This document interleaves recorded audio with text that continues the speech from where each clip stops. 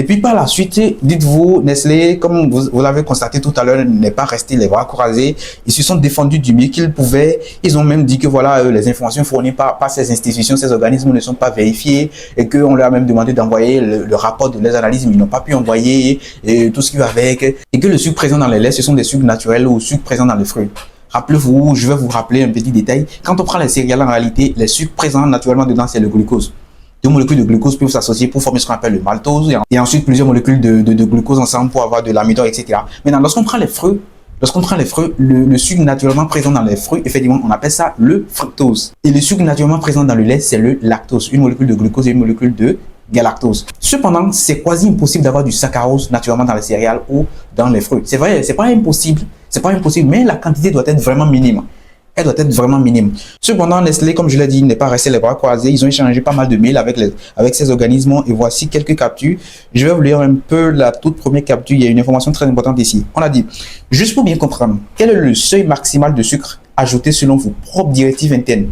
Si je comprends bien, pour des produits comme Cerelac, la limite du codex est de 20% de sucre, ce qui signifie 10 grammes pour une portion de 50 grammes. Donc, si vos propres directives internes, ça vient des chercheurs, hein, ceux qui ont fait les recherches, ils ont dit, donc si vos propres directives internes représente la moitié de la limite du codex, cela veut dire que 5 grammes pour une portion de 50 grammes, c'est bien ça? Je serai vraiment heureux de partager avec vous nos résultats de tests si cela vous intéresse. Alors que les autres ont dit qu'ils ont demandé à avoir le rapport, ils ont refusé. Parce qu'encore une fois, nous avons mesuré uniquement le saccharose et le laboratoire qui a réalisé l'analyse est un laboratoire de référence accrédité pour ce type de travail.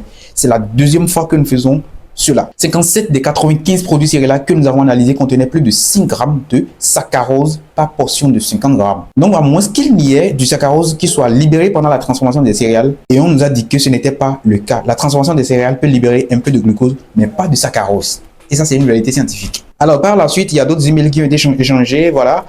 Ils ont répondu encore ici. Il a dit, le laboratoire a réalisé une analyse complète des sucres présents dans les produits. Mais pour les besoins de cette enquête, nous avons pris uniquement en compte la quantité de saccharose. Et je vous l'ai dit, le saccharose, en réalité, c'est le sucre blanc, le sucre de table, les carottes de sucre blanc que nous avons. Donc, il dit, nous n'avons pas inclus le galactose, le glucose, le fructose, le lactose, ni le maltose, qui sont des sucres naturellement présents dans les laits, les céréales, etc. Autrement dit, nous avons exclu les sucres provenant naturellement d'ingrédients comme le lait, les céréales et les fruits. Mais malgré cela, dans 7 produits trouvés dans 7 pays africains différents, nous avons constaté un niveau de saccharose supérieur à 7 grammes par portion. Ça, ce sont les chercheurs qui envoient ça à Nestlé. Et la portion recommandée est de 50 grammes, ce qui signifie qu'il y a 7,5 grammes de saccharose par portion.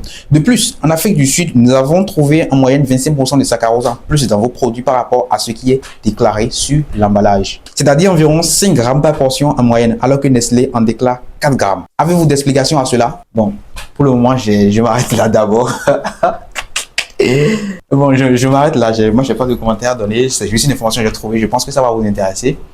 Allez, donnez-moi vos avis en commentaire.